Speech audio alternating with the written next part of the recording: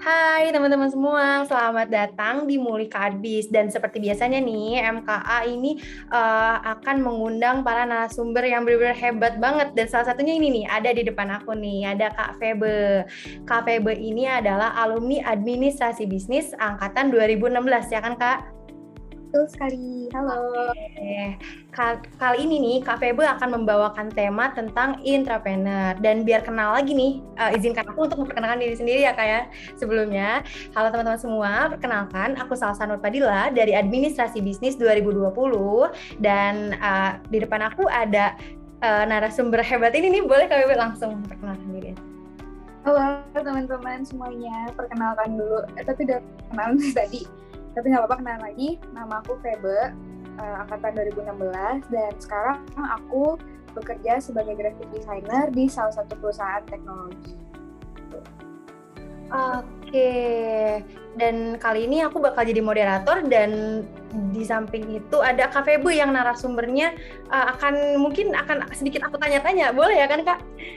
Boleh, boleh. Ya, oke, mungkin langsung aja kali ya ke pertanyaannya nih. Yang pertama nih, aku mau tahu gimana sih pengalaman Kakak saat menjalani perkuliahan di Administrasi Bisnis Unpad pada tahun 2016 dulu.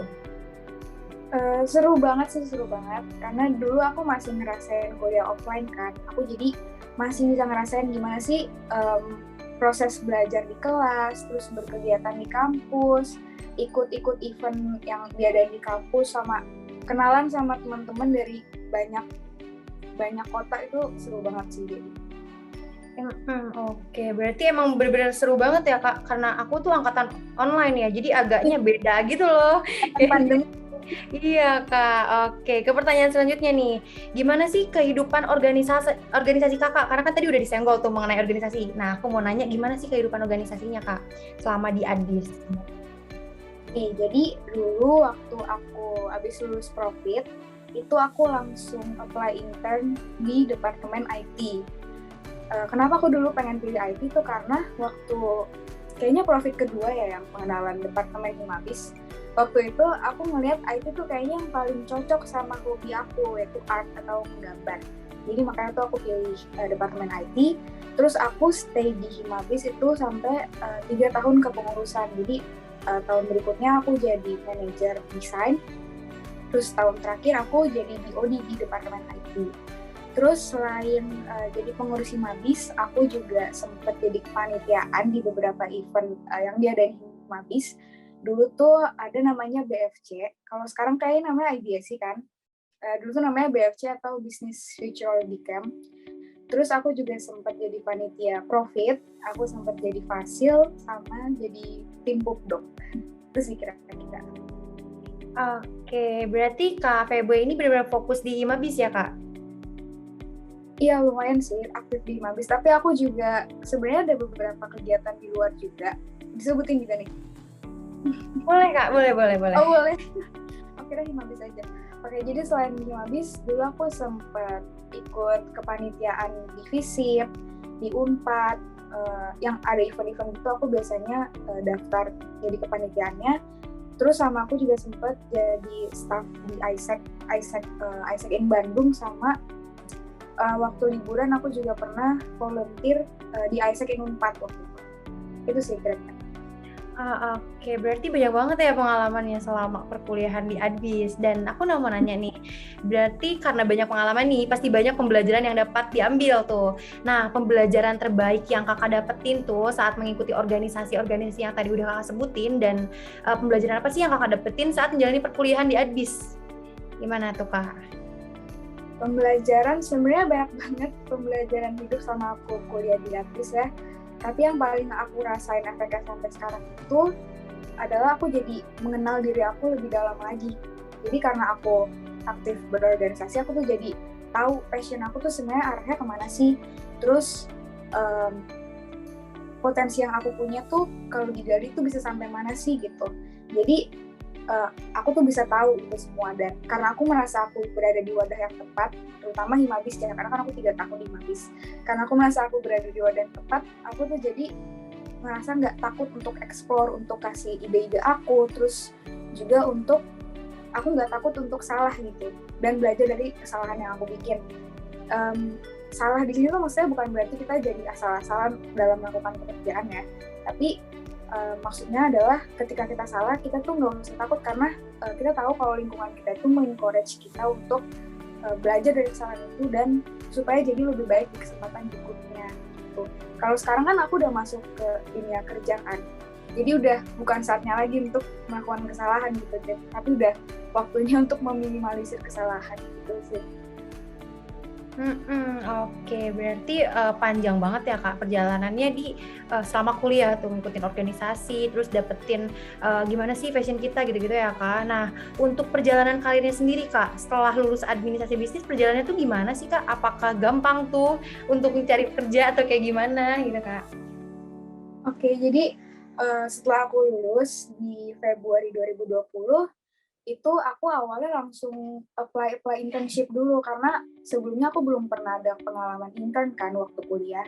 Dan dulu tuh aku mikirnya kalau kita mau apply kerja dan kalau udah punya pengalaman intern kayaknya bakal lebih gampang deh untuk keterima. Nah, akhirnya aku apply intern tuh. Dan dulu kan waktu aku awal lulus tuh itu kan masa awal pandemi ya. Dan di situ tuh aku ngerasain banget dampaknya, susah nyari kerja tuh kayak gimana tuh aku ngerasain banget. Jadi banyak perusahaan yang nggak buka lowongan, ada juga perusahaan yang nggak freeze recruitment. Jadi pernah tuh aku dibilangnya aku udah keterima nih, udah oke. Terus tiba-tiba besok-besoknya dikabarin, sorry nih nggak jadi soalnya tiba-tiba kita nge-freeze recruitment, jadi dibatalin ya. Jadi kayak gitu, salah satu pengalamannya. Terus akhirnya setelah aku coba beberapa kali interview, itu akhirnya aku dapat kesempatan untuk magang di salah satu startup yang bikin software gitu sebagai graphic designer. Dan di bulan keempat aku intern di situ, aku dapat kabar nih dari salah satu cuttingku di Adbis, anak Himabis juga.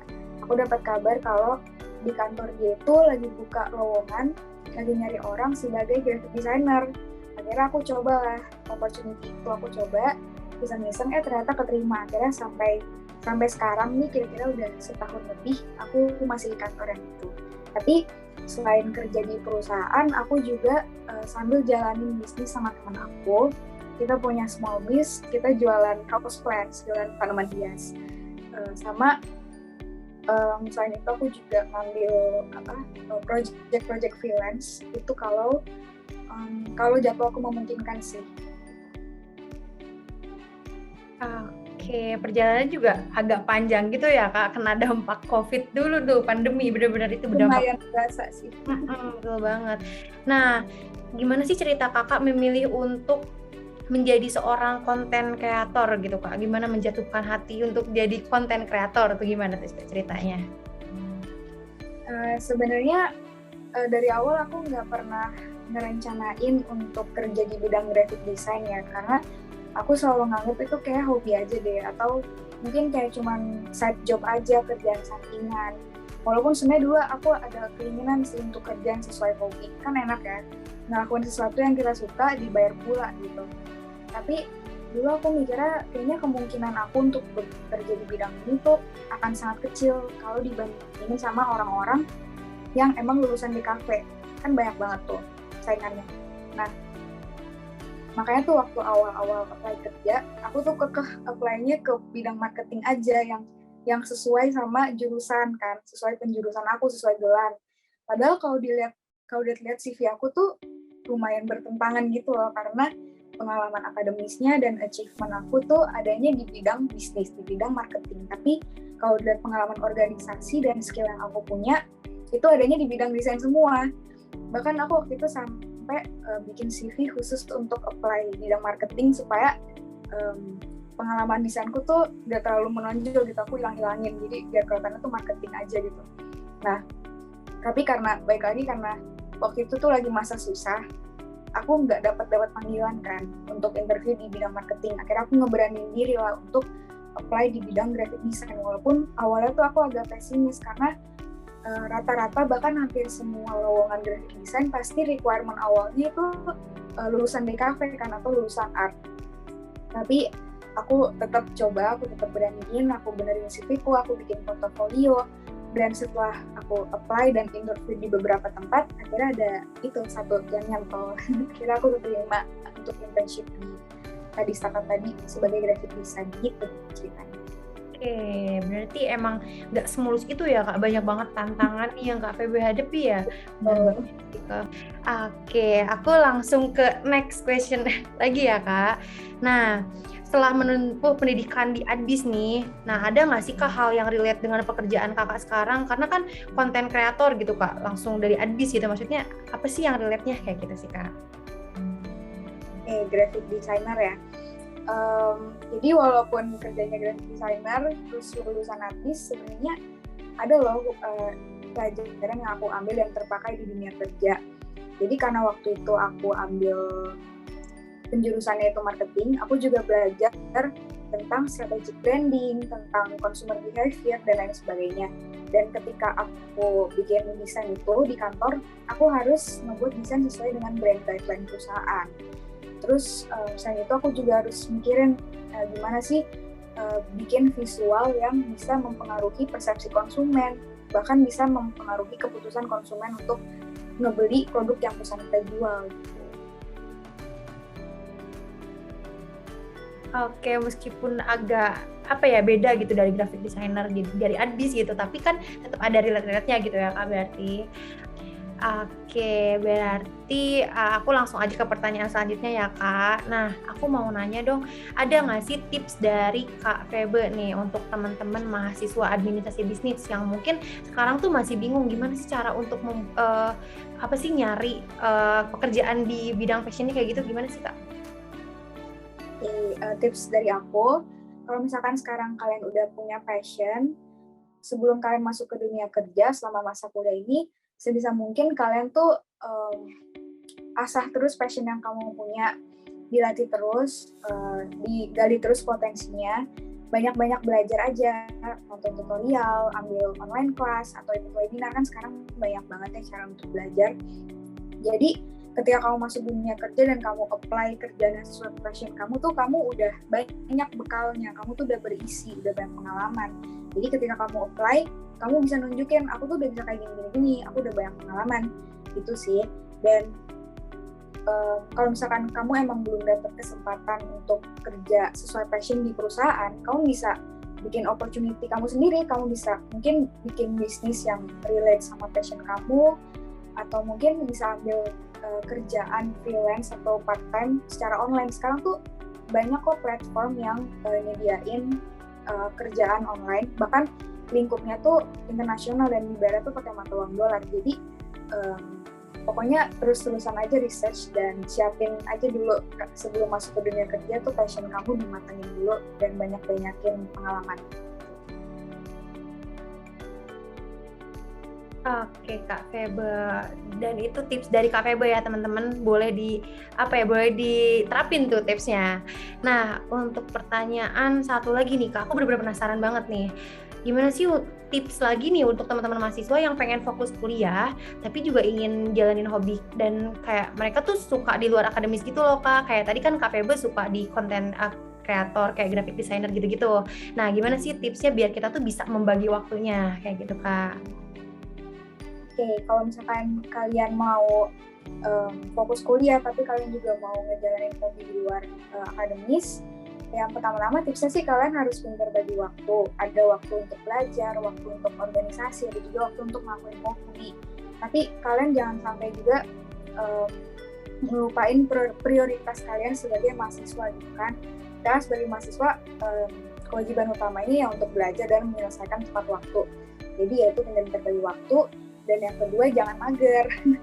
Walaupun banyak kegiatan, kalau emang kalian pengen ngelakuin hobi ya jangan mager.